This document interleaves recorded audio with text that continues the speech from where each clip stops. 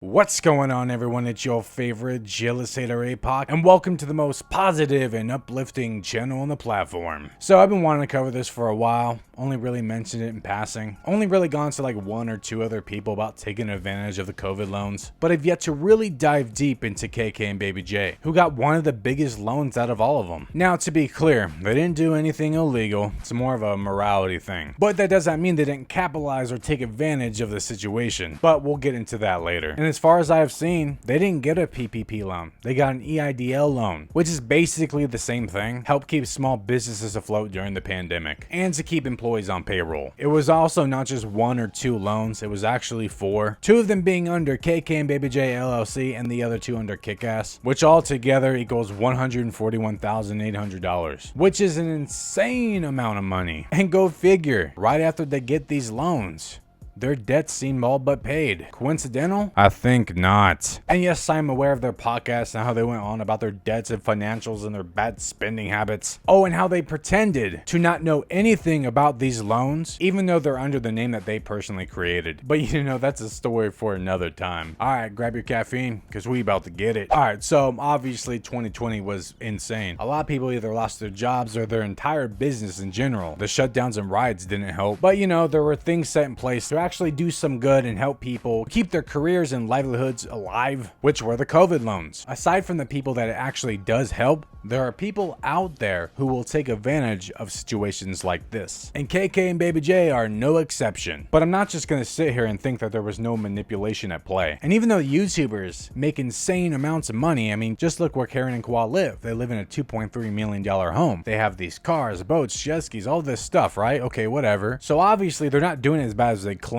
Yet they still consider themselves a small business. All these YouTubers do, all these vloggers or whatever, they all do it. But when you look at their business, it's not the same thing as a regular small business. Now, if you did hear anything from their podcast episode, you'll notice Karen talk about how she got a $100,000 loan for Kickass. It was actually $107,000. And they both failed to mention the extra $33,000 they got under KKandbabyJ. The entire time, Kwa pretended not to know anything about it. Yeah, under KKandbabyJ, it's there. And they basically got these loans right away. Two of them were more mid-2020, but the other two were both in April, before the pandemic could even really hit someone's business. So that means they applied for these loans basically right away, which I wouldn't be surprised if their financial advisor or accountant told them to do it. But again, they did it before they could see any fallout from the pandemic, because in April, that's when it was just getting started. April 19th, 2020, they received a $3,000 loan for KKandbabyJ.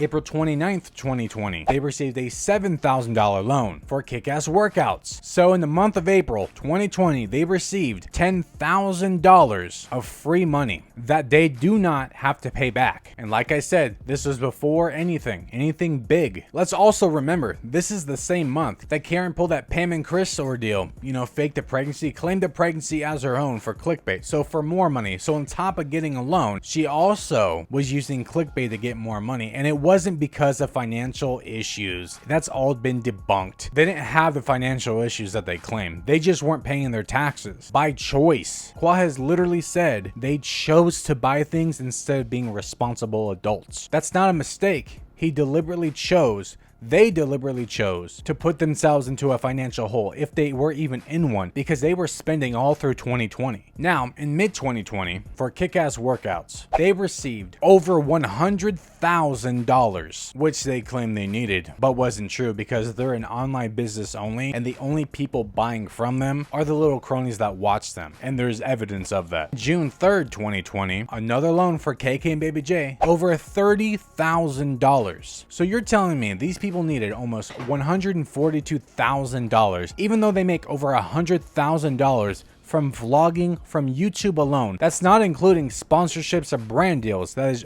only YouTube. Does not include Instagram, does not include TikTok, nothing else. Doesn't include selling homes. They made over $100,000 from picking up a camera, and that never stopped for them. They continued to make money when everyone else was losing their shit. Mom and pop shops were going under, while KKandbabyJ got a loan, a huge loan, 4 loans for nothing. They did not need that money. They took advantage of the situation, and they're not the only ones. I did a video on Love Meg. Micah Stoffer's done it.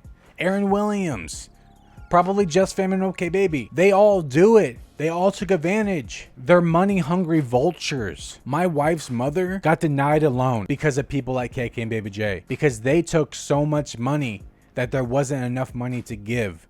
So my family got denied the loan, who needed it, who truly needed it, while KKandbabyJ took advantage of the situation, grabbed that money, and spent it on whatever they wanted. They claimed it was for Kick-Ass, but then completely ignore the other 2 loans they got for KKandbabyJ and pretend they knew nothing about it. These people are liars. They are deceivers. Qua's actively hiding a Porsche behind the vlog. $170,000 Porsche that he bought late last year. If you're doing so bad that you have to go out and get loans, why are you buying cars like that? Why are you buying all this stuff throughout 2020 if you're apparently in such a bad financial hardship? It makes no sense at all. It just pisses me off because there are people out there who truly needed it, and people like KKandbabyJ took from them. So when Karen and Kwa state that they changed, you know, because they used to steal, right? They used to steal things, Kwa mostly. But when they say they changed, they don't steal from people. No, they